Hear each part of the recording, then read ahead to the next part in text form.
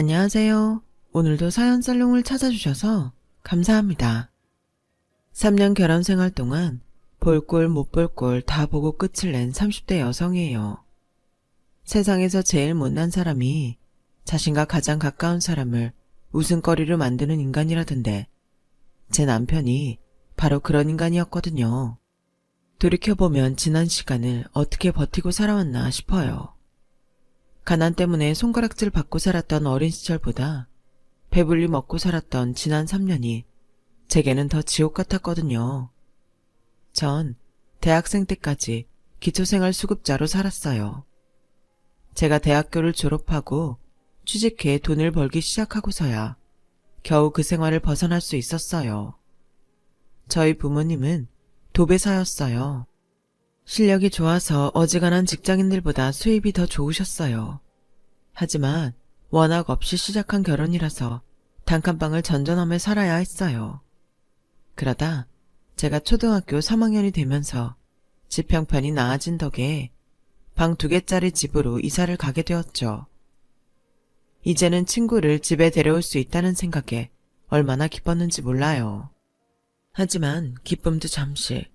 아빠가 뺑소니 사고를 당하는 바람에 다리를 심하게 다치셨고 수술비에 병원비까지 대느라 다시 단칸방 신세를 지게 되었어요. 사고 때문에 다리를 절게 된 아빠는 더 이상 도비일도 할 수 없었고 엄마 혼자 돈을 벌어야 했어요. 매사 긍정적이던 아빠는 사고 이후 많이 변하셨어요. 평소엔 자주 드시지 않던 술을 매일 끼고 살게 되었고 술에 취해 엄마한테 화풀이를 해댔죠. 좁은 단칸방에서 저녁만 되면 아빠가 엄마에게 모질게 대하는 모습을 보며 차라리 아빠가 사라졌으면 좋겠다는 생각까지 했어요. 그런데 제 바램과는 반대로 엄마가 사라졌지 뭐예요. 학교에 갔다 돌아와 보니 아빠가 낮부터 술을 마시고 있었어요.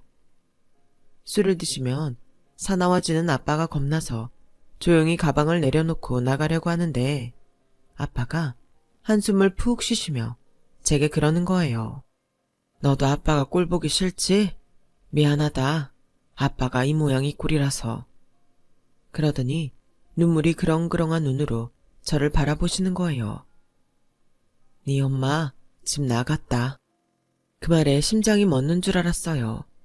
그 길로 밖으로 달려나와 온 동네를 돌며 엄마를 찾아봤지만 어디에도 엄마는 없었어요. 처음엔 이게 다 아빠 때문이라는 생각에 너무 화가 났고 시간이 조금 지나자 나를 버리고 떠난 엄마가 미웠어요. 아빠가 싫어서 떠난 거라면 적어도 아무 죄 없는 나는 데리고 가야 하는 게 아닌가 생각했으니까요. 그래서 더는 엄마를 생각하며 울지 않기로 결심했어요. 엄마가 집을 나간 뒤 생활은 더욱 어려워졌고 동네 슈퍼에서도 더는 외상으로 라면을 사올 수 없는 지경에 이르렀어요. 집주인 아주머니의 월세 독촉도 심해졌고 그러다 결국 아빠와 함께 친할머니 집으로 가게 되었어요. 1일이 넘으셨던 친할머니 형편도 어렵기는 마찬가지였어요. 폐지를 주어 생활하셨는데 거기에 아들과 손녀딸까지 얹혀 살게 됐으니 생활이 말이 아니었죠. 동사무소에서 주는 쌀과 정부에서 매달 나오는 지원금으로 세 식구가 살기에는 너무 부족했지만 그래도 세 식구가 굶지 않고 살 수 있었어요. 거기다 제가 중학교에 들어가고 얼마 안 돼서 아빠가 취직을 하게 된 거예요. 콜라텍에서 입장료를 받는 일이었는데 저희 동네 반장 아저씨가 소개해준 곳이었어요. 출근 첫날 집에 돌아온 아빠는 모처럼 환하게 웃으시며 그러셨어요. 전에 있던 사람이 하도 금고에 손을 대서 잘렸다나 봐. 사장이 딴 건 필요 없고 돈에 손만 안 대면 앞으로도 쭉 써주겠대. 가영아, 이제 아빠가 돈도 버니까 넌 아무 걱정 말고 공부만 해. 내가 우리 딸 대학 꼭 보내줄 테니까. 그동안 노모한테 기대 살던 아빠는 이제야 가장 노릇을 하게 됐다며 무척 기뻐하셨어요. 아빠가 하루 종일 카운터를 지키고 받는 월급은 60만 원이었어요. 터무니없이 적은 금액이었죠. 아빠가 다리를 못 쓰니 잔심부름도 못 시킨다고 전에 있던 직원의 절반밖에는 못 주겠다고 했다나 봐요. 그런데도 아빠는 자신을 써주는 사장한테 고마워했어요. 비록 아빠의 월급은 적었지만 기초생활수급자라서 정부에서 나오는 보조금에 정부 혜택도 많아서 살림은 전보다 많이 나아졌어요. 동사무소 직원분의 도움으로 임대주택 신청을 할 수 있어서 얼마 뒤에는 서울시에 있는 임대아파트에도 들어가 살 수 있게 되었죠. 사는 걸로만 봐서는 분명히 전보다 많이 나아졌지만 제 학교 생활은 오히려 그 반대였어요. 담임선생님의 말실수 때문에 제가 기초생활 수급자라는 사실이 반에 알려진 탓이었죠. 몇몇 못된 아이들은 저를 기생수라고 불렀어요. 일본 만화 제목이기도 하고 기초생활 수급자의 줄임말이기도 했죠. 그중 저를 가장 많이 괴롭혔던 건 자은이라는 아이였어요. 야, 기생수, 나 대신 청소 좀 해라. 내가 좀 피곤하거든. 싫어. 청소 당번은 너잖아. 그리고 내가 왜 너 대신 청소를 해? 걔 정말 웃기네. 이유를 말해줘. 니네 식구들이 먹고 사는 돈 다 나라에서 나오는 거잖아. 그거 우리 부모님이 내는 세금이야. 기생충처럼 열심히 일하는 국민들 세금 빨아먹고 살면 최소한의 양심은 있어야 할 거 아냐. 좋은 말 할 때 청소해라. 싫어. 내가 받은 지원금은 나중에 내가 세금으로 갚을 거야. 그러니까 말도 안 되는 소리 그만하고 네 할 일은 네가 해. 그 일로 저는 자은이랑 머리채를 잡고 싸움을 벌였고 자초지종을 들은 담임이 자은이를 혼내자 그날부터 자은이 패거리들까지 합세해 저를 괴롭히기 시작했어요. 그 괴롭힘은 제가 중학교를 졸업할 때까지 이어졌어요. 하지만 집에 와서는 그 일에 대해 말을 할 수가 없었어요. 할머니랑 아빠한테 말을 해봤자 두 분 가슴만 아프게 할 뿐이니까요. 졸업할 때까지만 참자. 이를 악물고 버틴 끝에 저는 무사히 중학교를 졸업하게 됐고 자은이와 다른 고등학교에 배정되면서 더는 괴롭힘을 당하지 않게 되었어요. 중2 때 임대아파트로 들어오면서 전에 살던 동네와 멀어진 탓에 새로 배정받은 고등학교에는 저희 집 형편을 아는 아이들은 없었어요. 게다가 좋은 담임선생님들을 만난 덕에 제가 기초생활 수급자라는 사실도 비밀에 붙일 수 있게 되었죠. 아빠의 바람대로 대학에 들어갈 꿈을 품고 있던 저는 성적이 꽤 좋았어요. 하지만 혼자 힘으로 공부하는 데는 한계가 있었죠. 다행히 고1 때 담임선생님이 이런 제 사정을 아시고는 3년 내내 제게 교사용 자습서와 문제집을 주셨어요. 교사용 문제집에는 본문에 파란색으로 설명이 적혀있고 문제에도 답이 적혀있는데 본문은 설명을 보고 공부하고 문제에 적힌 답은 검은 볼펜으로 지워가며 공부했어요.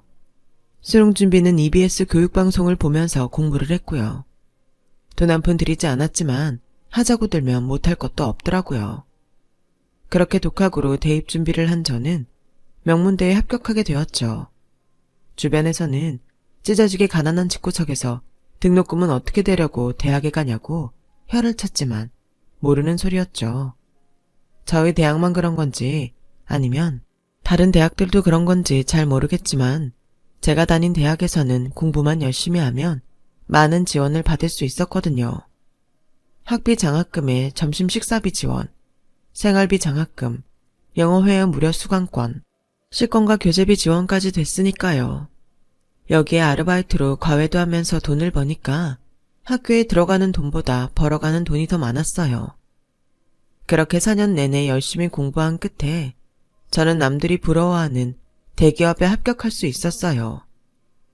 그리고 얼마 뒤 기초생활 수급자에서 벗어날 수 있었죠.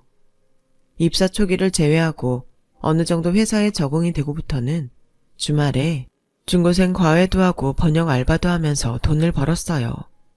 남들은 그렇게 쉬는 날도 없이 어떻게 사냐고 혀를 내둘렀지만 당시 제게는 꿈이 있었기 때문에 힘들다는 생각은 한 번도 한 적이 없었어요. 언제 결혼을 하게 될지 모르지만 그 전까지 무슨 수를 써서라도 집을 장만하겠다고 생각했거든요. 기초생활 수급자에서 벗어나며 임대아파트를 나오면서 나중에 아빠 혼자 살게 될 때가 걱정됐거든요. 지금이야 제가 돈을 버니까 대출 받아서 전셋집도 구할 수 있었지만 제가 곁에 없을 땐 철마다 보증금 걱정 때문에 아빠가 힘들게 될 것 같았거든요. 그래서 살 집이라도 안정적으로 만들어드리자 했던 거예요. 제가 대학생 때 할머니도 돌아가셔서 아빠 혼자 사실 텐데 평수 작은 집 정도는 제 힘으로 마련해 드릴 수 있겠다는 자신도 있었어요. 그렇게 직장생활 7년 만에 저는 18평 빌라를 살 수 있었어요. 신축은 아니고 지은 지 10년이 넘은 집이었지만 관리가 잘 돼서 벽지랑 장판만 바꾸고 들어가 살게 되었죠. 아빠는 딸 덕분에 집주인 눈치 안 보고 살게 됐다며 눈물까지 흘리셨어요. 아빠가 해야 할 일을 우리 딸이 하게 해서 미안해. 가영아, 이젠 아빠 걱정하지 말고 너도 짝 찾아서 결혼할 생각 해야지. 아빠 소원은 그것뿐이다. 아빠 소원이라고는 해도 그동안 한 번도 연애를 해본 적이 없던 저는 돈 버는 일보다 남편감을 찾는 일이 더 막막했어요. 30의 모태솔로였으니 말 다 했죠. 그런데 그보다 더 큰 문제가 생긴 거예요. 꿈을 이루기 위해 어릴 때부터 이날 이때까지 쉼없이 달려왔고 원했던 걸 다 이뤘지만 성취감이 클수록 그에 따른 공허함도 컸어요. 이제는 뭘 위해 살아야 하나 방향을 잡지 못하게 됐거든요. 매일 똑같은 일상이 너무 지겹고 돈도 사람도 다 싫었어요. 그렇다고 지금껏 이룬 걸 다 버리고 뛰쳐나갈 자신도 없었죠. 그런 제게 친구는 그간 못 쓴 휴가라도 쓰고 여행을 가보라고 했어요.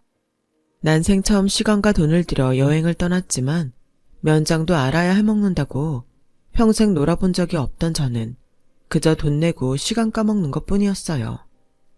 그렇게 껍데기만 뒤집어 쓰고 사는 사람처럼 살고 있는데 친구가 결혼을 한다고 청첩장을 보냈더라고요. 친구 결혼식장에 가보니 나 빼고 다들 잘 살고 있는 것 같아서 괜히 마음만 더 우울했어요. 그래서 피로연도 빠지고 나오려는데 누가 저를 부르더라고요. 신랑 대학 동기라며 식장에서 저를 보고 마음에 들었다나요? 자기도 피로연엔 관심이 없다며 둘이 따로 놀자고 하더라고요. 큰 기대 없이 시간이나 때울 생각으로 그러자고 했죠. 남자는 젊은 나이에 자기 병원까지 가지고 있는 한의사였어요. 같이 맥주를 마시는 동안에 제 맥도 짚어주고 제 몸에 맞는 음식들을 알려주었죠. 그러면서 언제 시간 되면 자기 병원에 오라고 했어요. 기가 많이 약해진 것 같다며 자기가 공짜로 한약을 한 제 지어주겠다고요. 그땐 그냥 빈말인 줄 알았는데 며칠 뒤 회사로 전화를 했더라고요. 솔직히 조금 놀랐어요. 공짜 한약 주겠다고 굳이 전화까지 한다니 이해가 안 갔거든요. 그래서 간 김에 아빠 보약이나 한 재 지어와야겠다 싶어서 갔어요. 가보니 목도 좋고 병원도 좋더라고요. 그런데 간호사들이 저를 보는 눈빛이 좀 야릇하더라고요. 나중에 알고 보니 간호사들은 제가 원장 애인인 줄 알았던 모양이었어요. 마치 원장 사모님처럼 깍듯한 대접을 받고 거기다 한약도 한 재 공짜로 얻어서 집으로 돌아오는데 기분이 꽤 좋더라고요. 지금껏 살면서 사람들 앞에서 고개 숙이고 조롱과 멸시만 받아왔던 제가 누군가에게 대접을 받는다는 게 어색하면서도 뿌듯했거든요. 친구들을 만나서 떠들고 놀다가 집에 돌아올 때면 늘 제 자신이 초라해서 미칠 것 같았어요. 늘 나와 다른 세상에 잠시 발을 담그고 있다가 나오자마자 꿈이 깨버린 것 같은 기분이었거든요. 그런데 이제 남들한테 대접도 받고 창피하지 않은 내 집으로 돌아오는 내가 조금은 세상 사람들과 비슷한 급이 된 것 같다는 생각이 들었어요. 더 이상 꿈이 아닌 현실이었죠. 그 작은 변화에 자신감이 생긴 저는 그 남자한테 전화를 걸었어요. 그리곤 사귀자고 말했죠. 생애 첫 연애는 그렇게 시작됐어요.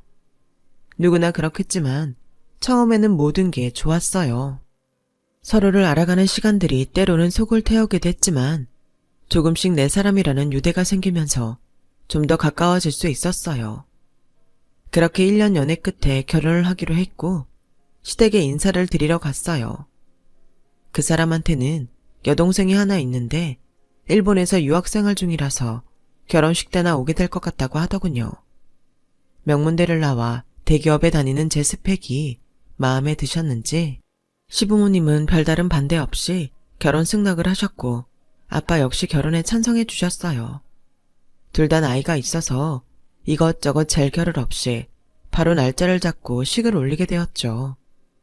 시댁에서 친인척이 별로 없으니 예단을 따로 할 필요 없다고 하셔서 시부모님과 시누이 한복만 한 벌씩 해드리고 예단은 끝냈어요.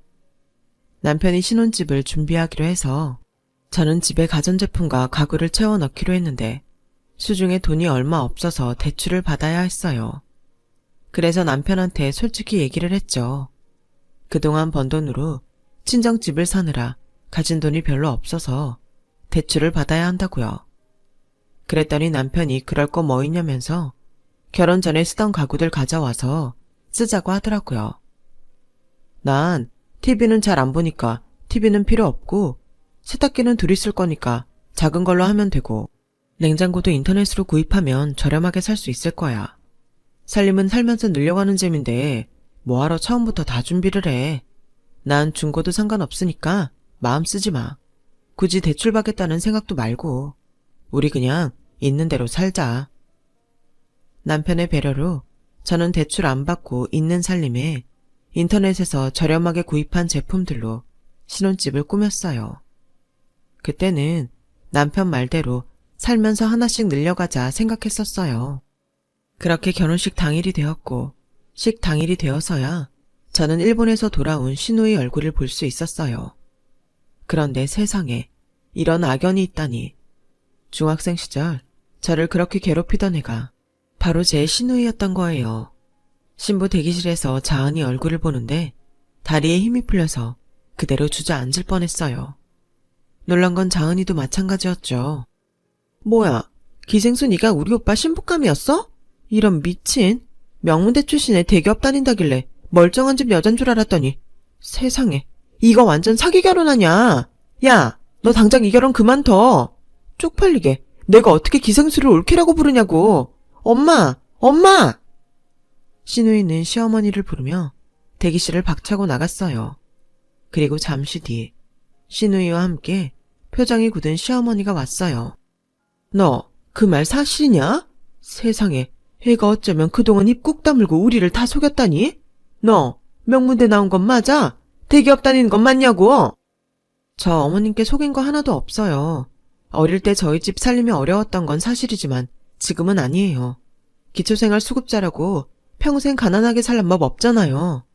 저요, 그동안 열심히 공부하고 일해서 남들 묻지 않게 살고 있어요.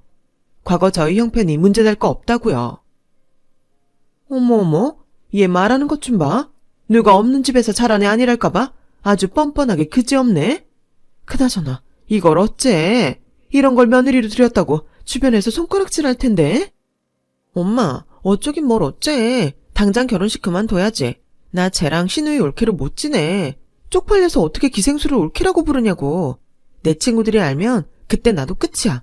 그러니까 결혼 중지해. 그때였어요. 남편이 들어와 어머님과 시누이한테 말했어요. 엄마랑 자은이가 뭐라고 하든 난 이 결혼 이 사람이랑 할 거야. 그러니까 좋은 날 큰 소리 내지 말고 둘 다 나가. 내 결혼 망치지 말고. 그리고 자은이 너 똑똑히 들어. 한 번만 더 이 사람한테 기생수니 뭐니 말 같지 않은 소리 하면 그땐 너 가만히 안 둘 거야. 알았어? 서슬퍼런 남편의 호통에 시어머니랑 시누이는 더는 아무 말 않고 대기실을 나갔어요. 이미 저는 얼굴이 하얗게 질려서 손가락이 바들바들 떨리고 있었고 서 있을 힘도 없었어요. 남편은 그런 저를 안아주며 자신이 있는 한 아무 일도 없을 거라고 안심시켜 주었어요. 그렇게 남편의 보호를 받으며 저는 무사히 결혼식을 올릴 수 있었고 신혼생활을 시작할 수 있었어요. 하지만 제 과거를 안 시어머니는 전과는 달리 제게 냉랭하셨죠. 전에는 친구분들한테 당신 며느리가 대기업에 다닌다고 자랑을 하시던 분이 이제는 남의 집 며느리들과 저를 비교하기 바빴어요. 역시 며느리는 있는 집에서 데리고 와야 되는 건데 너도 눈 있으면 봐라. 오여사 며느린 시부모 결혼기념일이라고 유럽 여행권 사다 줬단다. 너 외국 여행은 해봤니? 하긴 쌀 돈도 없어서 나라에서 구일미 타먹던 처지에 무슨. 너 소고기 묵국은 끓일 줄 아니? 소고기를 먹어보기는 했어? 고기도 먹어본 놈이 먹는다고? 평생을 국민 세금으로 동양 받아먹고 살던 네가 알긴 뭘 알겠니? 저리 비켜야. 괜히 비싼 한우 망칠라. 아휴, 내가 전생에 무슨 죄를 지어서 이런 거지 며느리를 들인 건지. 어머님, 무슨 말씀을 그렇게 하세요? 거지라뇨. 동양 받아먹고 살다뇨. 저요, 비록 가난하게 살았지만 어머님 말씀대로 동양질하며 살지는 않았어요. 제가 취직한 이후엔 세금도 꼬박꼬박 잘 내고 살았고요. 저희 아빠도 적은 돈이지만 매달 어려운 처지에 없는 사람들한테 기부금도 내고 계세요. 어머님은 얼마나 사회에 환원하고 사시는데요. 기부금이라도 한번 내보신 적 있어요? 없죠. 어려운 사람들 도와주지는 못할 망정 어떻게 사는 형편 가지고 이렇게 차별을 하세요? 어머님이라고 평생 어려움 없이 사실 것 같아요? 사람 일 모르는 거라고요. 이게 지금 CMA 앞에서 집안 망하라고 곡하는 거냐? 어디서 거지 같은 게 들어와서는 사람 속을 뒤집어놔. 너 앞으로 우리 집에 발도 들이지 말아라. 네 꼴도 보기 싫으니까. 너무 화가 나서 나도 모르게 어머님께 대들고 말았어요. 하지만 후회는 안 해요. 적어도 시어머니 같은 사람한테는 그동안 제가 살아온 인생을 부정받을 이유는 없었으니까요. 그런데 시댁과의 사이가 소원해지자 남편과의 사이에도 조금씩 틈이 생기기 시작했어요. 여보, 카드 명세서에 찍힌 항공권 당신이 쓴 거 맞아?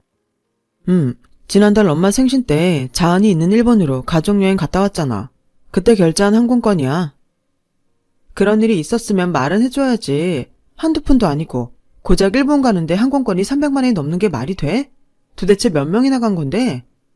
엄마랑 나랑 아빠 3사람. 당신이 해외여행을 못 해봐서 그런데 원래 비즈니스 타면 그 정도는 나와. 아니, 기껏해야 1시간 반 가는데 무슨 비즈니스석을 타? 우리가 지금 이런데 돈 쓸 형편 아닌 거 당신도 잘 알잖아. 지난달에도 병원 적자였어. 매달 내 월급으로 병원에 꼬라박는 거 당신도 잘 알잖아. 야, 너 지금 꼴랑 몇백 가지고 사람 우습게 보는 거냐? 네 월급 병원만 정상화되면 한 번에 다 갚아줄 테니까 너무 생색내지 마. 없이 산 거 티나니까. 남편의 그 말에 가슴에 총을 맞은 것처럼 얼얼했어요. 딴 사람도 아닌 남편이 어떻게 제게 그런 말을 해요? 없이 산 티가 난다뇨. 아무리 화가 나도 그렇지 할 말이 있고 안 할 말이 있는 거잖아요. 그 일이 있고 일주일쯤 지나 남편은 제게 돈 봉투를 던져주더라고요. 자, 이제 너한테 빌린 돈 없는 거다. 당신 이 돈 어디서 났어? 그건 네가 알 거 없어. 네 돈만 챙겨주면 되는 거 아니야? 앞으로 너한테 손 안 벌릴 테니까 걱정 붙들어 매고 살아. 먹긴 놈이 섞는다고 남편이 딱 그 짝이었어요. 그런데 그건 시작에 불과했어요. 하루는 친구한테 전화가 왔더라고요. 가영아, 어디야? 나 지금 우리 그이 부부 동반 모임 왔다가 네 남편 만났는데 넌 안 와? 글쎄, 남편 대학 동문 모임이 있었는데 저한테는 말도 안 했더라고요. 여보, 모임 있는 거 왜 나한테 말 안 했어? 부부 동반 모임이라며. 돈 문제로 껄끄러운데 거기 가자는 말을 어떻게 해? 그래도 다른 사람들이 괜히 우리 사이를 이상하게 생각하잖아. 앞으로는 그냥 말해줘. 됐어. 그럴 필요 없어. 그런 모임에 나가봤자 당신 시간만 뺏길 뿐이잖아. 괜히 그럴 거 없어. 말로는 제가 불편해할까봐 그랬다고 하는데 실상은 제 친정이 창피해서 일부러 그러는 것 같았어요. 그뿐 아니에요. 집안에 경조사가 있을 때에도 저는 쏙 빼고 다녔어요. 그렇다고 남편한테 바로 따질 수도 없었어요. 그랬다간 저 스스로 더 창피하기만 할 테니까요. 그런데 더는 참을 수 없는 일이 벌어지고 만 거예요. 주말에 밑반찬을 해서 친정에 갔는데 아빠 혼자 사셔서 그런가 집안에 먼지도 많이 쌓여있고 집에 호라비 냄새도 배어있더라고요. 그래서 온 김에 대청소를 했어요. 밀린 빨래도 빨아서 널고 창문도 열어서 환기도 시켰죠. 그리곤 바닥에 나뒹구는 손톱깎이를 문갑 서랍에 넣으려는데 안에 문서가 담긴 봉투가 있더라고요. 뭔가 싶어 꺼내봤는데 집을 담보로 은행 대출을 받았더라고요. 마침 아빠가 일을 마치고 오셨길래 이게 뭐냐고 물었어요. 그랬더니 아빠가 처음에는 친구한테 빌린 돈을 갚느라 그랬다고 하다가 제가 뭐 하느라 빌렸냐고 추궁했더니 아는 사람한테 빌려줬다고 하더라고요. 아빠, 도대체 누구길래 집을 담보로 맡기면서까지 돈을 빌려줘? 그 사람이 돈 안 갚으면 우리 집 그냥 날아가는 거란 말이야. 누구야? 아빠가 돈 빌려준 사람이 도대체 누구냐고. 그제야 아빠는 한숨을 푹 쉬시더니 제 남편이 빌려갔다고 말했어요. 그제야 얼마 전에 제게 빌린 돈을 갚았던 일이 떠올랐어요. 그 길로 남편한테 달려가 어떻게 우리 아빠한테 돈을 빌릴 수 있냐고 따졌어요. 그랬더니 뭐라는 줄 아세요? 솔직히 너 시집 올 때 니네 친정에서 해준 게 뭐 있었냐? 니네 아빠가 혼수를 해줬냐? 예단비를 주기랬냐? 그냥 입 닦았잖아. 장인 입장에서도 하나뿐인 딸한테 못 해준 거 미안할 것 같아서 내가 그 마음 풀어드린 것뿐이야. 그리고 내 병원이 잘 되면 나만 좋은 일이냐? 너한테도 좋잖아. 그러니까 이딴 일로 사람 귀찮게 하지 말고 그냥 살던 대로 살자. 뻔뻔해도 정도가 있지. 아주 얼굴에 철판을 깔고 있더라고요. 누구 맘대로 난 우리 아빠한테 10원 한 장 받을 이유 없으니까 대출받은 돈은 당장 갚아. 당신 말대로 병원은 우리 일이지 내 아빠 일 아니니까. 그래? 그럼 이참에 대기업 다니는 와이프 찬스 좀 쓰자. 은행 대출 좀 받아주라. 내 신용점수로는 대출이 안 된대. 대출만 받아주면 내가 장인한테 빌린 돈도 다 갚고 다시는 니네 집에 손 안 벌릴게. 제발 대출 좀 받아줘. 여보, 내가 보기엔 당신 병원에 돈 밀어넣는 거 쓸데없는 짓이야. 그러지 말고 병원 접고 페이닥터로 나가. 병원은 나중에 천천히 차려도 되는 거잖아. 응? 이게 아주 사람을 우습게 하네. 병원장 하던 내가 어떻게 남 밑에 들어가서 월급쟁이 생활을 해. 난 싫어. 사채를 쓰더라도 난 내 병원 절대 안 그만둬. 그러니까 너도 대출 받아줄 거 아니면 내 앞에서 괜한 소리 집어치우라고. 원장 타이틀에 목을 맨 남편은 제 말을 들으려 하지 않았어요. 그리고는 결국 사채에 손을 대고 말았고 빌린 돈은 이자에 이자를 달고 몇 달 사이 억대로 불어나 버렸어요. 결국 사채업자들이 제 회사까지 찾아와 돈 갚으라고 소동을 피웠고 그 일로 저는 남편과 한바탕 했어요. 상황이 이 지경까지 됐는데도 남편은 정신을 못 차리고 저한테 대출받아서 사채 빚을 갚아달란 소리만 하더군요. 더는 말이 안 통하는 상황이었어요. 이럴 거면 우리 그냥 여기서 끝내자. 나도 당신도 타협점이 안 보이잖아. 병원 접고 사채 갚던지 아니면 이혼 서류에 도장 찍어. 너 정말 이렇게까지 해야겠냐? 남들은 남편한테 병원도 차려준다는데 넌 있는 병원도 접게 하는 게 말이 돼? 이혼? 그래, 좋다, 하자. 대신 너 이혼할 때 위자료 내놔. 그동안 너 때문에 우리 집 식구들이 받은 마음의 상처 돈으로 갚으라고. 그게 무슨 개풀 뜯어먹는 소리야? 상처는 누가 줬다고 그래? 니네 가족들 때문에 상처받은 건 오히려 나라고. 그동안 내 월급으로 너랑 니네 식구들끼리만 가족 행사다 뭐다. 심지어 해외여행까지 갔던 거 기억 안 나? 결혼하고 지금까지 네가 병원에서 벌어온 돈이 한 푼이라도 있었니? 말로만 원장님네 큰소리치고 살았지. 실질적으로 넌 나한테 기생해서 산 거밖에 없어. 그건 니네 가족도 마찬가지고. 그런데 위자료를 내놓으라고? 그래, 너 말 잘했다. 쿨하게 헤어져 주려고 했는데 나도 너한테 받을 건 받고 끝내야겠다. 그동안 살면서 들어간 생활비랑 니네 식구들이 써제낀 돈들 다 받고 끊을 테니까 너 각오 단단히 해. 남편한테 오만정이 다 떨어진 저는 그날부터 각방을 쓰며 이혼 준비를 했어요. 그런데 이혼 서류에 도장도 찍기 전에 아빠가 콜라텍 건물에서 낙상하는 바람에 세상을 떠나신 거예요. 하나뿐인 아빠를 잃은 저는 세상을 다 잃은 기분이었어요. 어디에도 기댈 곳이 없다 생각했죠. 아빠 장례식이 있는 내내 빈소는 저 혼자 지켰어요. 남편은 이미 이혼하기로 결정한 판에 장인 장례식장을 지킬 이유는 없다며 오지 않겠다고 하더라고요. 그렇게 혼자 아빠 영정 사진 앞에 앉아있는데 아빠랑 같이 콜라텍에서 일하는 아주머니 한 분이 제게 와서 서류 봉투를 주시며 그러시더라고요. 아무리 이혼할 판이라 그래도 서류에 도장도 안 찍었는데 장인 장례식장에 안 나타나는 걸 보니 네 아빠가 왜 나한테 이걸 맡겼는지 알겠다. 이거 네 아빠가 살아생전에 나한테 맡겨둔 보험 증서야. 사위 몰래 전해주라고 그러더라고. 일반 보험은 비싸서 못 들고 저렴한 우체국 보험으로 몇 개 들어놓으셨던 모양이야. 당신 잘못되면 너한테 주라고 하더라. 딸 시집가는데 혼수도 못해서 보냈다고 그렇게 우시더니 가는 길에 목숨값은 남겨주시네. 아주머니가 건네주신 보험 증서를 보니 또다시 눈시울이 붉어졌어요. 당신 몸 하나 건사하기 힘들었을 텐데 죽는 순간까지 딸 걱정을 하고 사셨던 아빠한테 너무 죄송했거든요. 보험금 지급은 남편과 이혼을 한 뒤에 지급을 받았어요. 아빠 목숨값인 그 돈을 차마 제가 쓸 수는 없어서 아빠 이름으로 시설에 기부를 했어요. 살면서 우리 가족이 받은 도움을 사회에 환원하는 마음으로요. 남편과 이혼 소송을 하면서 재산 분할 대신 그동안 시댁에 들어간 제 돈을 받는 걸로 끝냈어요.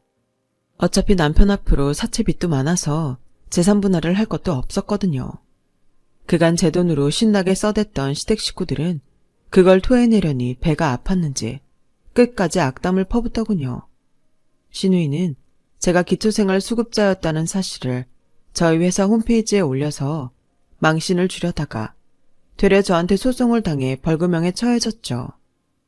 끝까지 막장 드라마 한 편을 찍고서야 저는 남편과 연을 끊을 수 있었어요. 이혼 후 1년이 지난 지금 저는 친정에 들어와 살고 있어요. 하지만 외롭지는 않아요. 제 곁에는 좋은 사람이 생겼거든요. 똥차 가고 벤츠 온다고 이혼 소송을 하면서 제게 도움을 주었던 변호사랑 결혼을 전제로 만나고 있거든요. 그 사람도 한번 결혼에 실패한 전적이 있는 사람이라 서로 신중하게 만나고 있는 중이에요. 친구를 통해 들어보니 전 남편은 끝내 사채로 빌린 돈을 갚지 못해서 병원도 넘어가고 도망자 신세로 살고 있다고 하더군요.